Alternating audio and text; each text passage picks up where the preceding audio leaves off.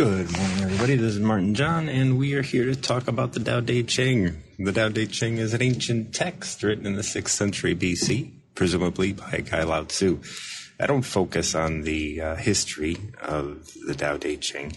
I focus on the concepts and the ideas in the text that really lead us back to ourselves, bring us to a place where we understand who we are.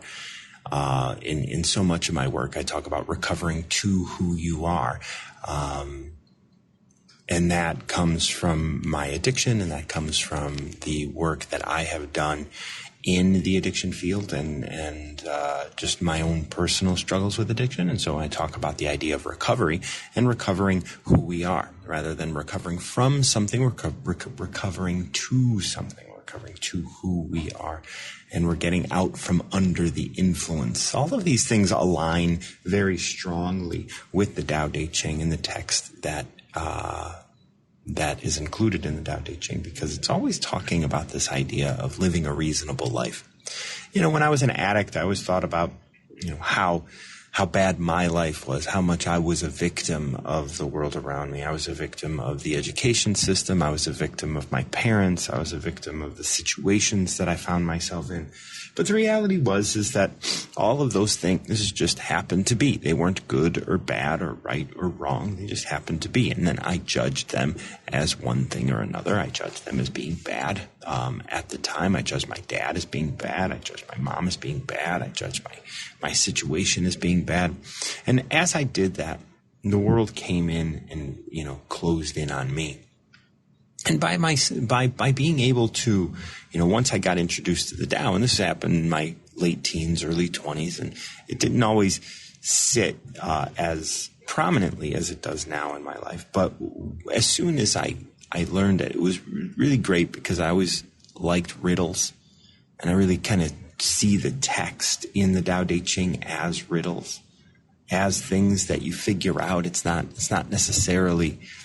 a riddle like there's an answer. It's a riddle like, no, this should be thought about over a period of time. And so what I do on Tao of the Day is I ask you to come up and pick a number between 1 and 81, because there are 81 chapters or verses. I call them forms often, forms of the Tao. And 91 is significant because it's like 9 times 9.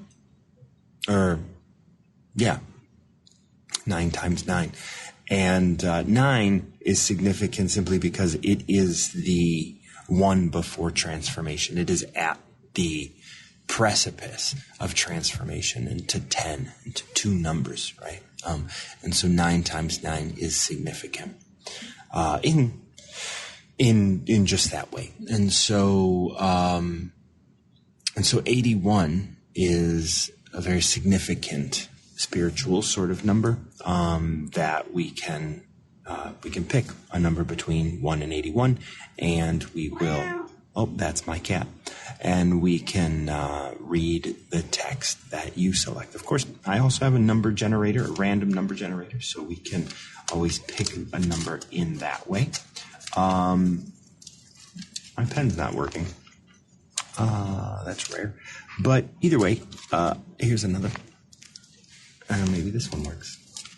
Yeah. Well, enough at least. Okay, so now I can take notes. And I picked a random number today and got number 72. So I'm going to take a note on that really quick with this pen that's not working really well. But it'll do. 72, with nothing to teach. I like, when I yesterday, I think I mentioned this as well, like learn to be silent was the number I picked yesterday.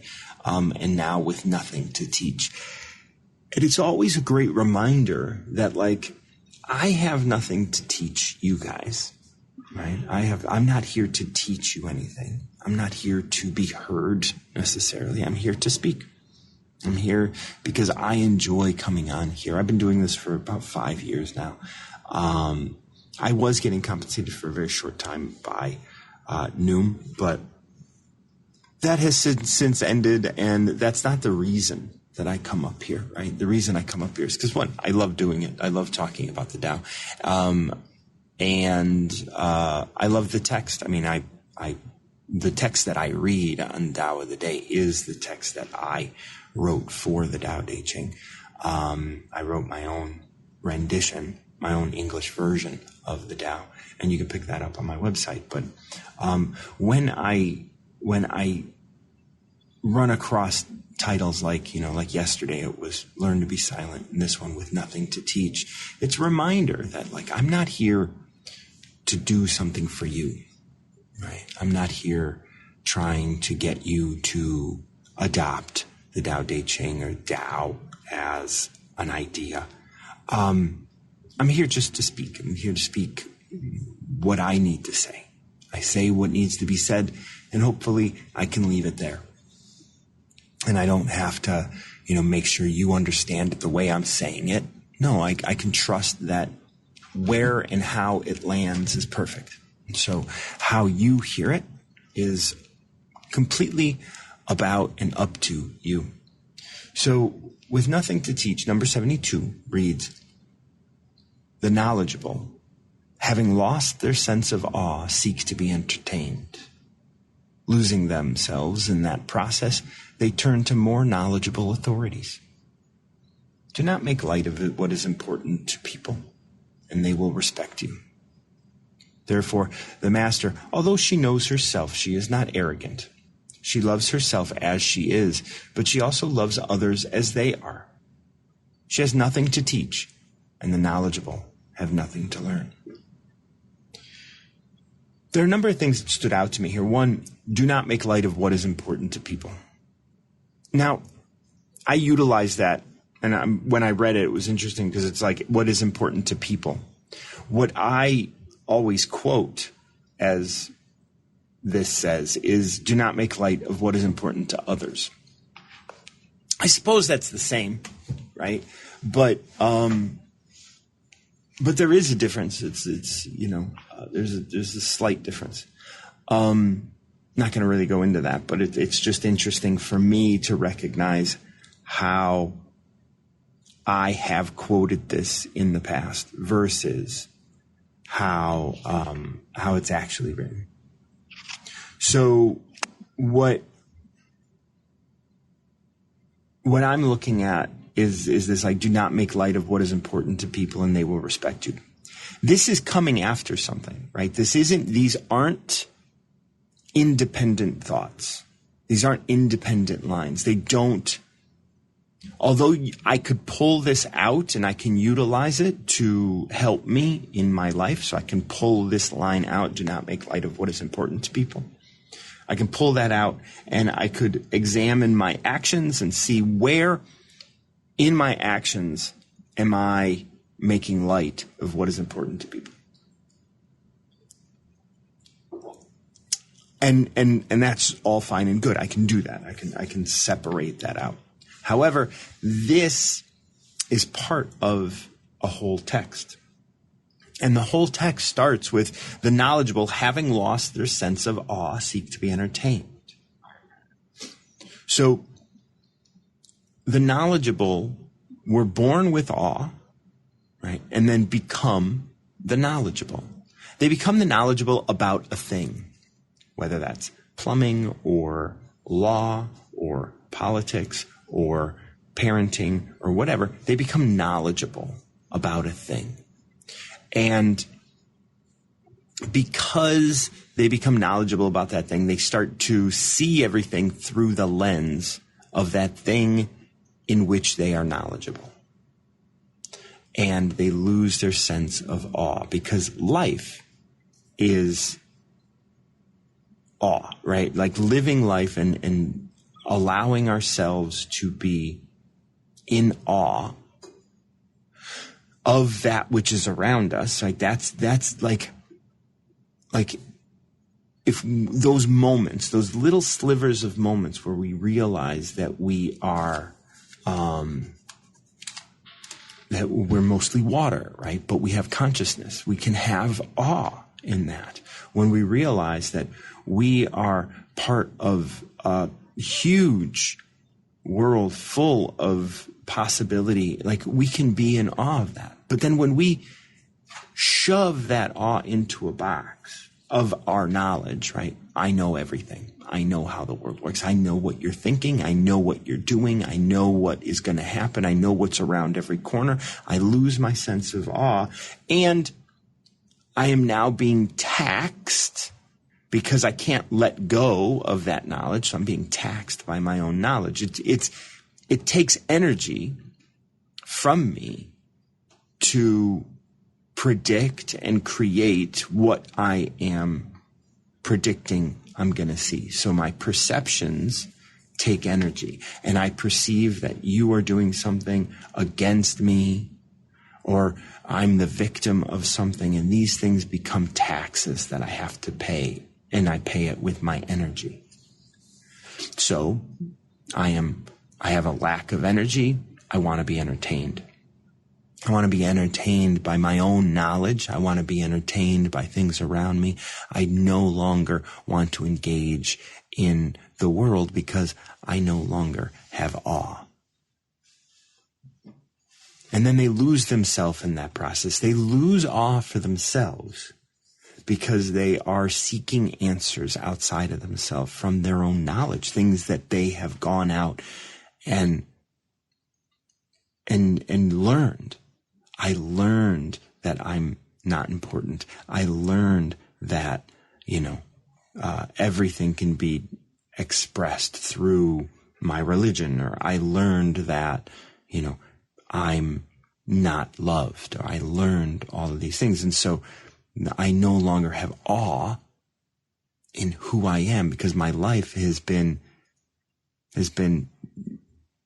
relegated to these small understandings that I have in the world. And I've lost myself in the process of being entertained, of patting myself on the back for knowing so much.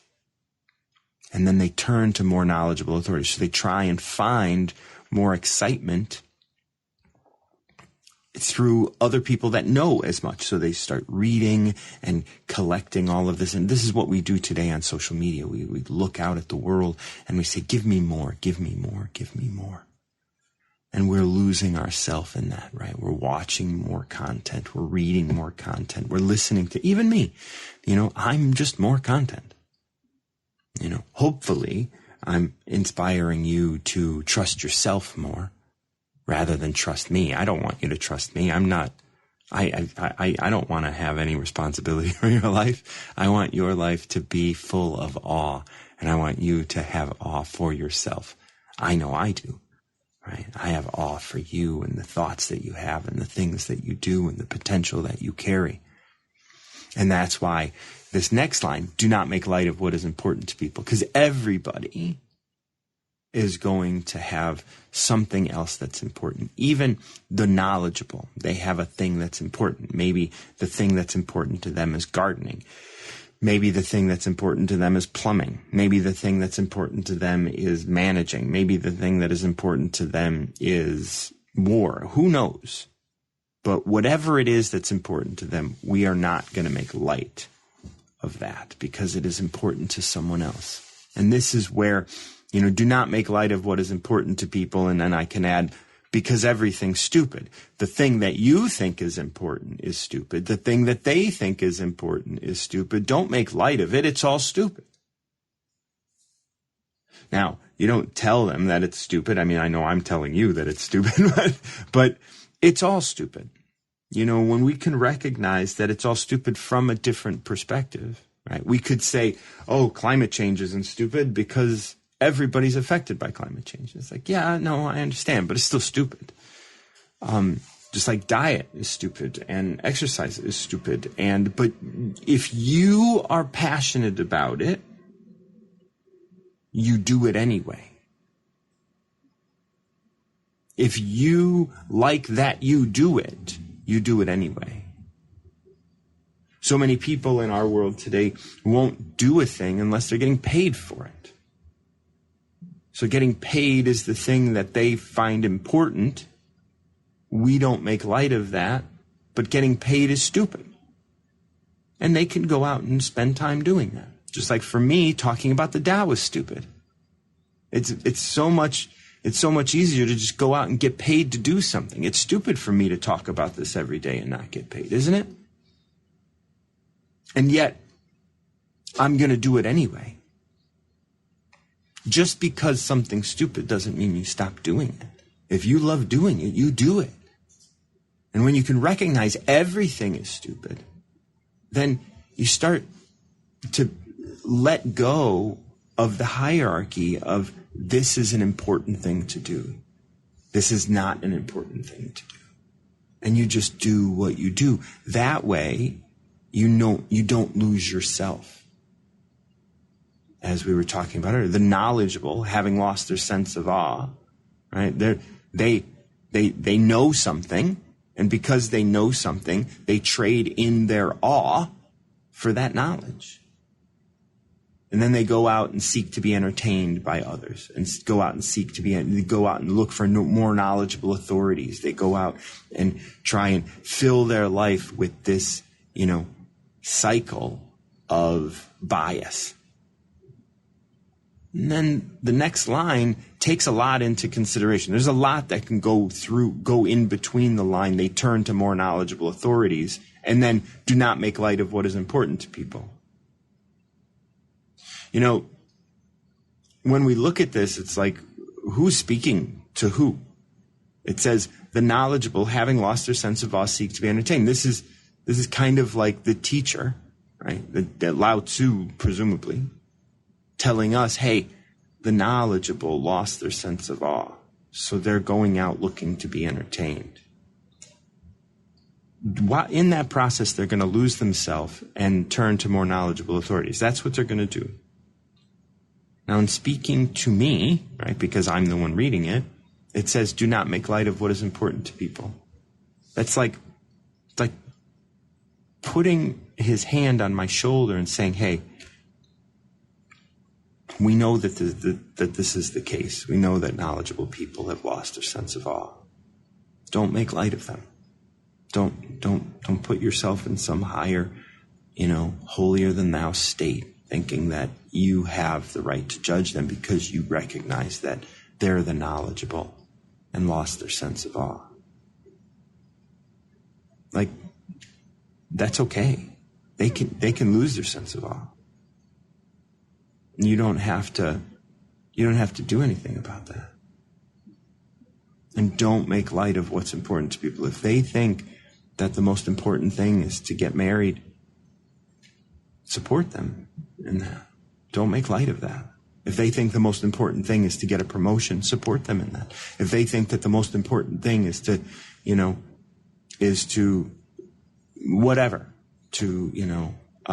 draw, support them in that. If they think that the most important thing is to, figure out how to fix a radio, let them do it. Do not make light of what is important to people, and they will respect you. If you can find the awe in yourself to appreciate what the knowledgeable are doing, as they lost their sense of awe because they're truncating everything into a single capsule, right? This is what's important to me, respect, or this is what's important to me, money, or this is what's important to me, sex, or this is what's important to me, my fitness, or this is what's important to me, whatever.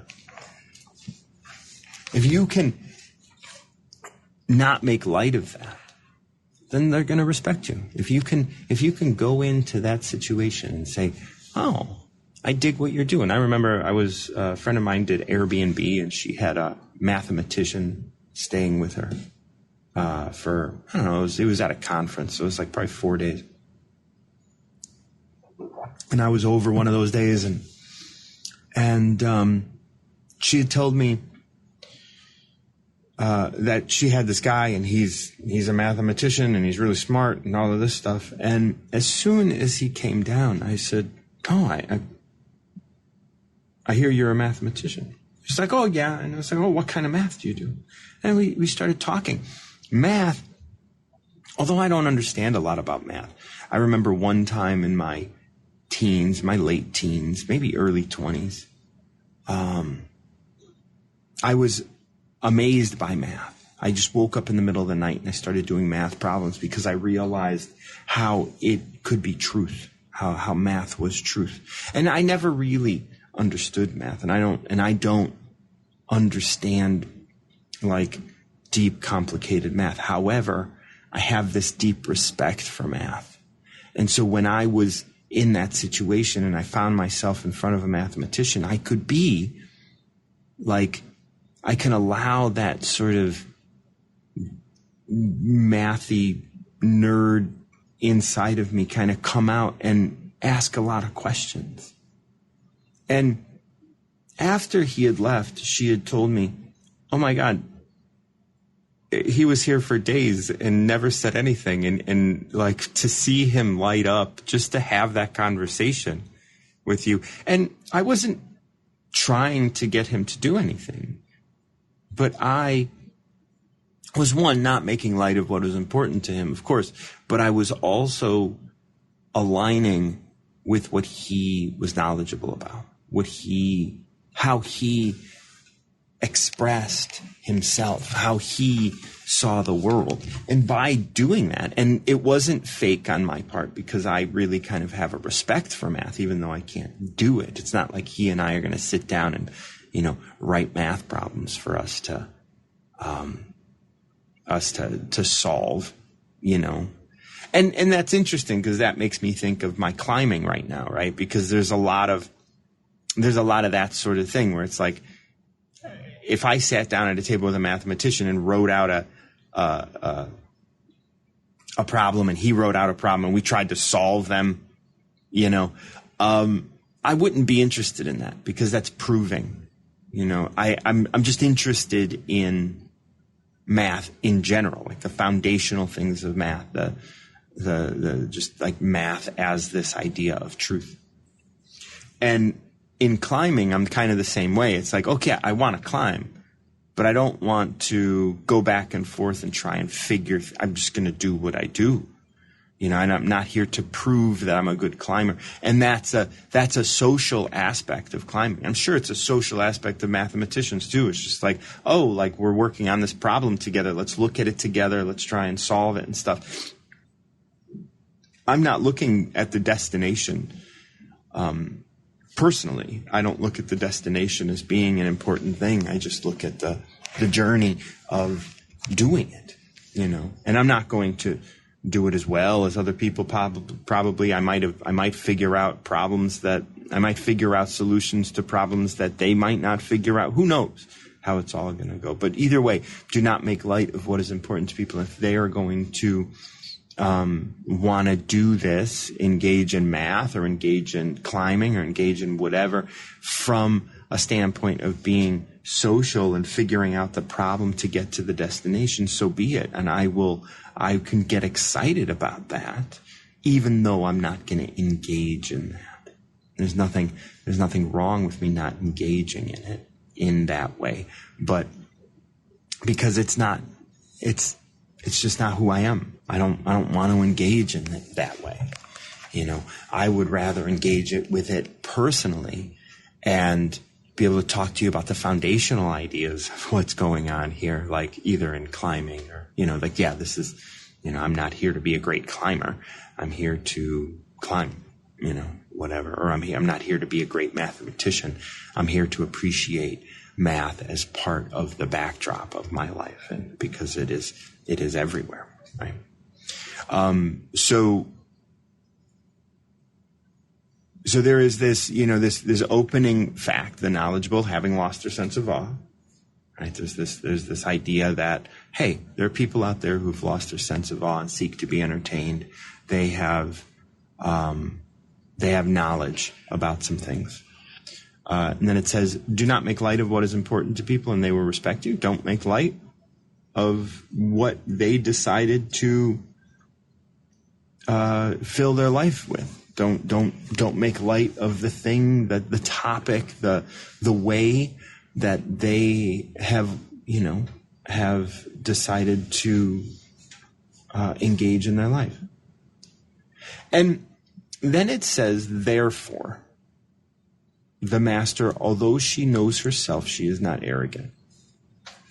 So that's a different thing. If we're speaking to somebody, if this is someone speaking, if this is Lao Tzu speaking to us, he's telling us, the knowledgeable, having lost their sense of awe, seek to be entertained. Losing themselves in that process, they turn to more knowledgeable authorities. That's what I'm just letting you know, that that's what they do. Now I'm going to tell you, don't make light of what is important to people, and they will respect you. Right? So you have to connect the dots here.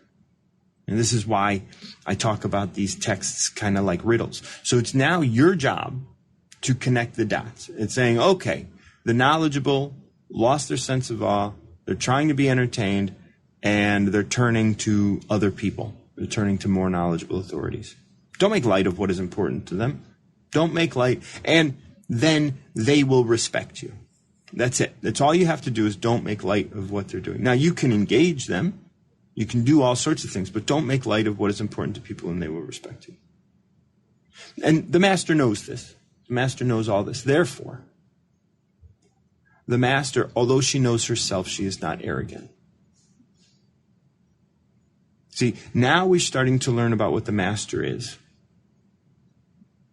Now we are in this middle state of like being told, instructed. We are being enlightened with the idea that like people will respect you if you don't make light of what's important to them. The master knows this, and therefore she knows herself. She knows what she thinks is important, but she's not arrogant. She knows that what's important to her is Tao. That's why she's the master. Tao is important to her, and so everyone and all of their knowledge and all of the things that they choose are important to her as well, because it is Tao. And she knows, I mean, in my words, everything's stupid. She knows that even Tao, even choosing Tao as the thing you are knowledgeable about, is stupid. And this is why she is not arrogant. The master, although she knows herself, she is not arrogant. She knows what's important to her. She knows that the knowledgeable are seeking to be entertained and are turning to more knowledgeable authorities. She knows that she doesn't know, quote unquote, to not make light of what is important to people, but she doesn't do that as a matter of course. And then it says she loves herself as she is, but she also loves others as they are. And this is what sort of starts wrapping all of this up. Like being able to love your neighbor, right? This is in the Bible, and this is in everything. Love your neighbor as yourself. Love others. Love these people, no matter what their choices are. Love these people. Love the place you find yourself. Love the situations that you attract. Love everything as it is. Love the cold snow. Love the wet rain. Love the, dry heat, whatever it is. Love that deeply. And then it says she has nothing to teach and the knowledgeable have nothing to learn, meaning that in this moment, there's nothing to teach. There's nothing to learn. This, whatever it is just what it is. Marianne, how are you doing? I'm good. So this all reminds me of my my class, because I do a lot of math with kids. Yeah.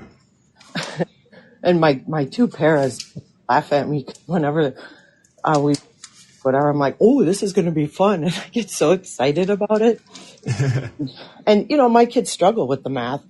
So I think it ends up benefiting them that it's like 8th grade math is so much fun. It's like pre-algebra and just working on all that math. And I don't know. So it's kind of, I'm trying to teach them and, and they struggle with it and make it just, be a little more fun for them. And to see, I always tell them what I like about math is it's very balanced. If you do something to one side, you have to do it to the other. So yeah, that's kind of math is always a well, it hasn't always. It was really hard when I was actually in school, but when I got out of school, math, like a light went off for me, and just really, really just, I love, and I'm such a foundational guy. Like, I'm not one, like, even when I bought my house, like, of course my house had a, the deep foundation was strong, but it was like everything that the house was sitting on top of the foundation was a wreck and needed to be replaced, and I'm slowly replacing all of that. But it's like, that's what's important to me. The facade isn't important. The destination, the result, the answer is less important than getting the foundation right. When I have conversations with people about math, I'm not getting in the weeds about a math problem. I'm talking about like that depth of balance and truth that math holds. Right. And I try to bring in too, because, a formula is just a formula, but when you can relate it to real life, like your house or, going out and shopping, and, hopefully that makes them see the value too in it.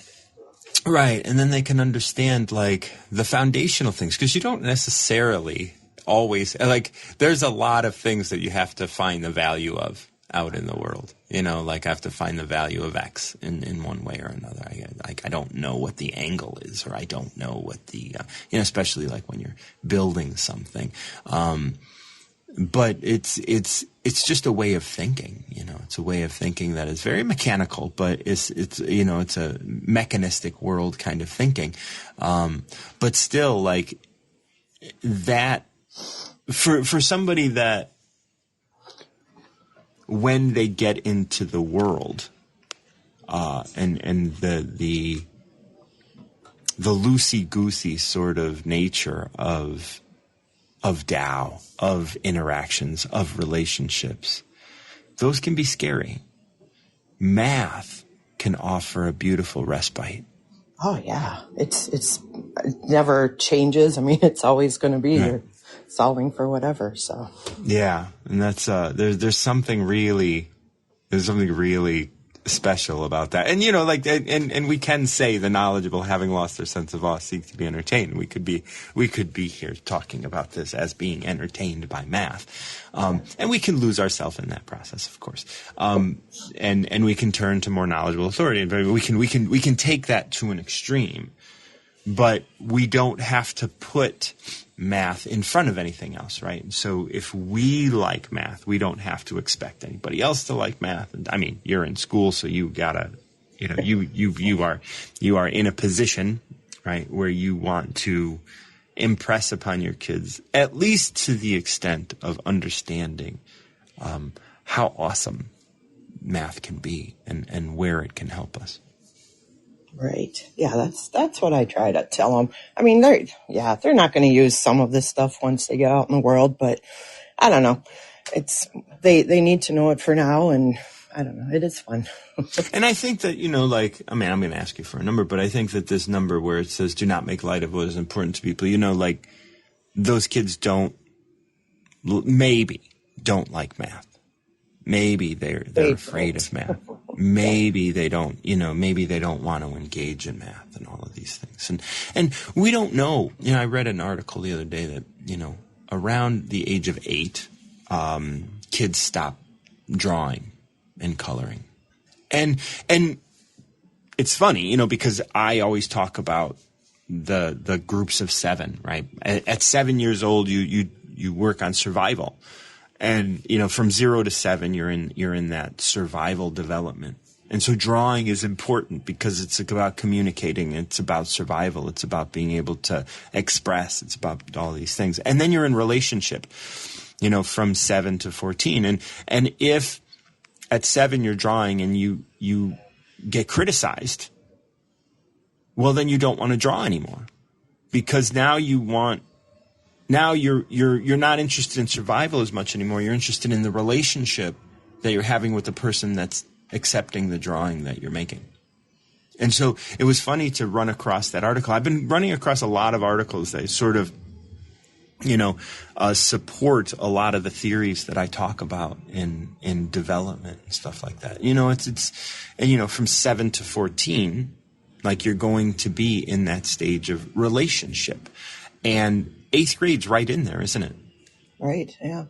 And so like if somebody is criticized for doing math wrong or gets a bad grade or does something and it hits, like, well, I'm not popular, I'm not liked, or I'm wrong, or I don't want to be wrong because then I'm going to be less than in this relationship and all of these things. Like, it was just interesting that, I'm relating math now to art because the article I read talked about people stopping drawing at age 8, and that's right in that relationship developmental stage.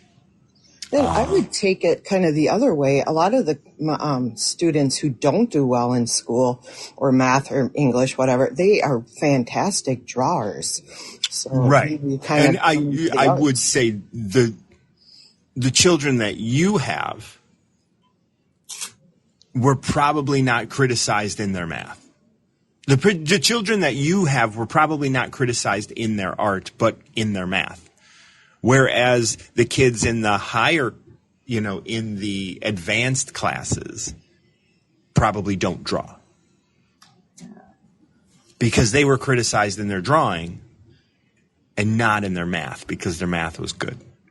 You know what I mean? And it's like, and that's what, and those little things, when someone laughs at you because you didn't do a math problem right, or someone laughs at you because you couldn't draw a hand right, that's going to initiate some of the first directional things in your life.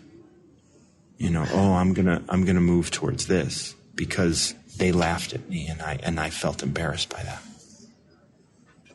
Yeah, I mean, I even see that in my life. I'm awful. You should have seen one of the pictures I drew for school the other day. We just laughed at it, but it was like a cat in a bowl, and he was on the side of the table. I'm like, I don't even know how that's possible. But, I mean, so I'm not a good artist, but I math, English, I am decent at those. So. Right, and it's not that, and I always, when I talk to IOP programs and all that kind of stuff, I always say, like, if you would list the things that you're good at, list the things that you're bad at, and then if we were to go through each of those items and look at the things that you're bad at, the reason that you're bad at them, the reason that you think you're bad at them, is because people laughed at them, you were criticized for them. It's not that you're bad at this thing. It's that you have spent countless amounts of hours investing in the thing and the things that you were rewarded for. And you shied away from investing in the things that you were criticized for. And that's the only reason. That's the only reason you're a teacher and not an artist. I mean, maybe you were born to be a teacher and we can talk about like fate and all of those sorts of things. But it's like, it comes down to those things. Like these children that don't like math, they don't like math. Maybe. It's not because they don't like, what's there not to like? It's just numbers. It's all like, it's stupid. It's like, whatever. Like there's nothing to like or not like about it. It's that it's hard maybe because they have trauma around having, and trauma's trauma. So it might be just, it's not like assault or something like that, but it could be embarrassment for not understanding. Yeah.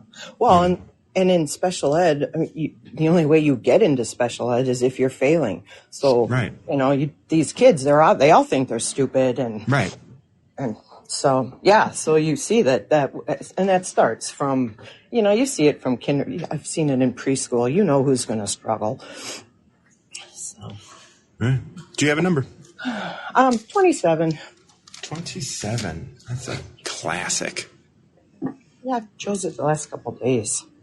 The mystery of the process. Although a good traveler may have plans, they are not rigid, nor is the outcome. Although a good artist creates, the creations are arrived at through intuition. Although a good scientist observes, it is done for the first time, every time. By embodying these strategies, the master accepts everyone and makes use of every situation. Nothing is wasted. Every moment is imbued with light. What is the good if not a vision for the bad? What is the bad if not a lesson for the good? Accept this completely, or you will suffer in all that you do. It is the great secret.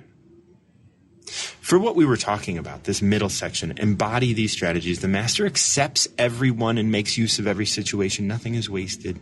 Every moment is imbued with light. As I read that, I just thought about, like most of my education was in the remedial classes. What was back then, what is now special ed or something akin to that. And I just can't help but think about how wicked smart, I am today. But in school, I was so, dumb. I was so ignorant. I was so, I was a D student at best. C- D student at best. I love D. They made you pass. What's that? I love D's. Yeah. not for me, I guess I should say. Right. I know people that, I got a B and it's traumatizing.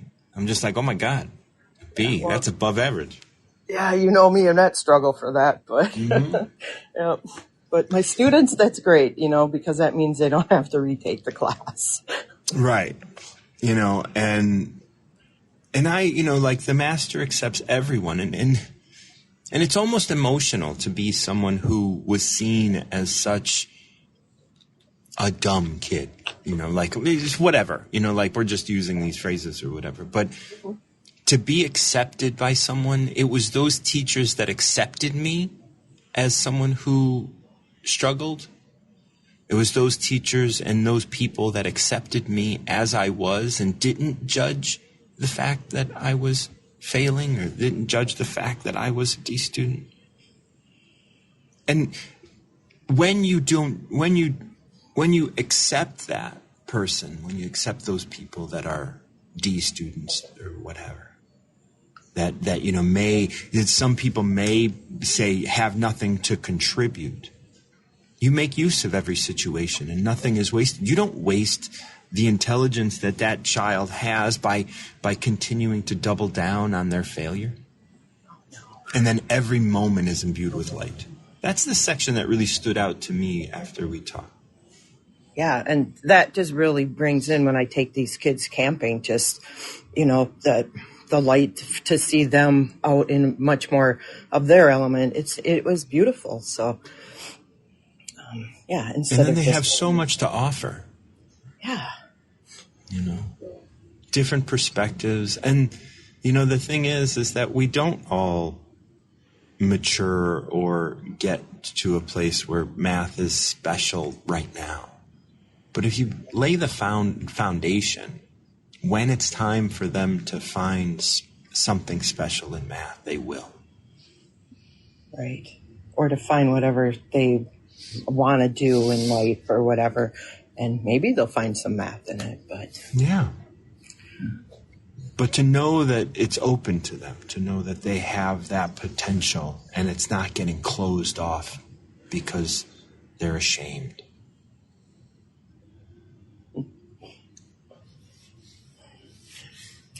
Well, thanks. Absolutely. Have a good day today. Thank you for coming up. Yep, bye. Love you. Bye-bye. The mystery of the process. 27 is, like I said, it's a classic because it is the good traveler. The good traveler may have plans. And I don't know.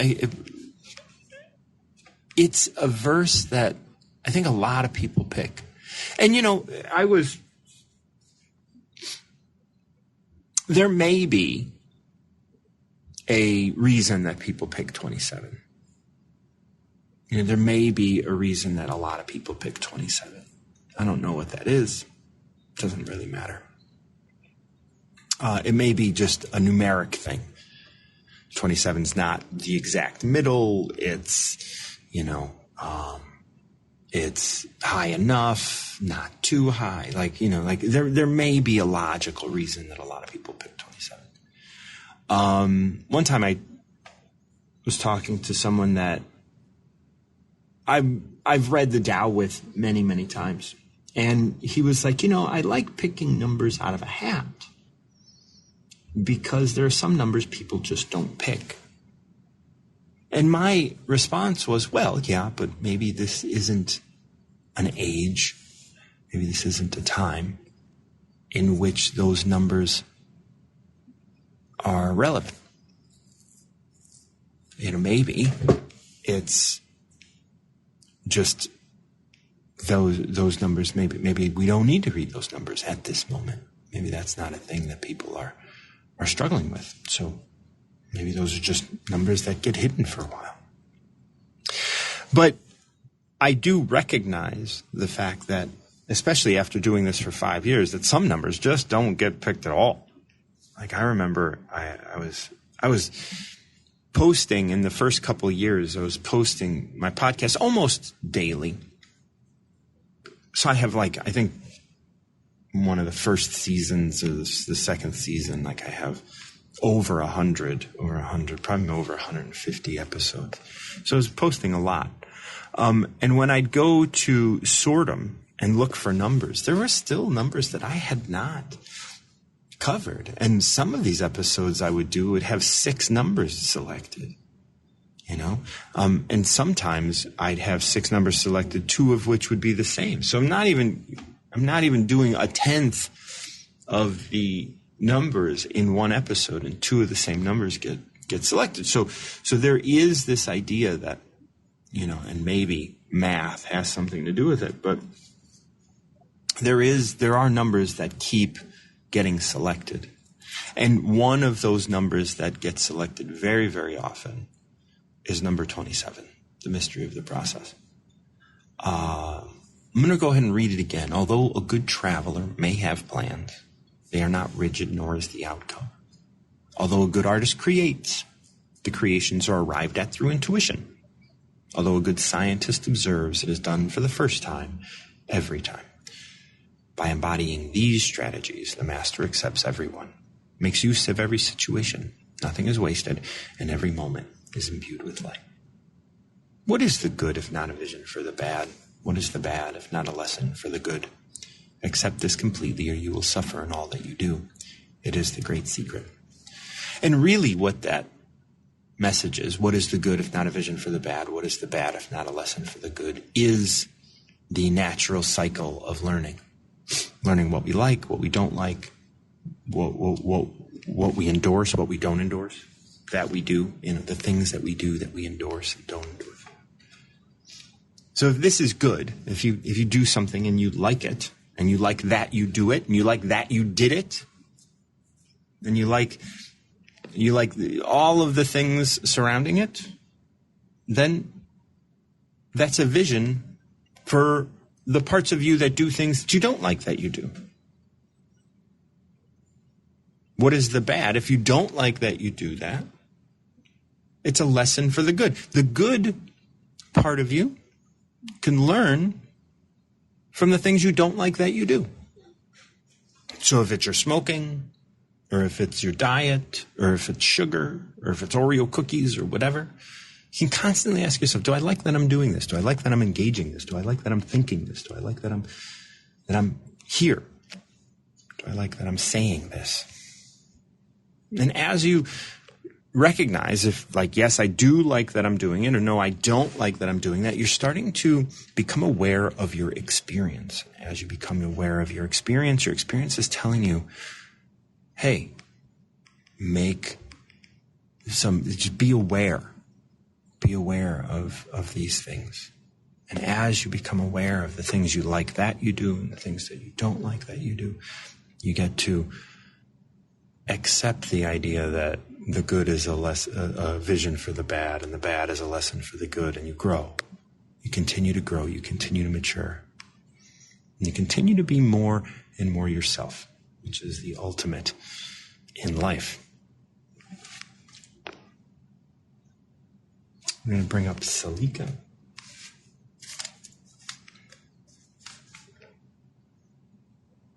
Hey, Salika, how are you? Nope, no snow expected today. It's actually sunny right now. It was partly cloudy. Well, it is not sunny here. Thank you, Salika. I'm glad you're having a sunny day. Have a wonderful day. This is Martin John. I am here at 6 a.m. Central Time, Monday through Friday. If you guys ever want to come up and chat and pick a number between 1 and 81, I'm always open to chat with you. If you enjoy the work that I do here, you can check out the links in my profile and support this show through Venmo or buy me a coffee. And other than that, I'm here 6 a.m. Central Time. I think I might have said that, Monday through Friday. Until next time, keep recovering yourself.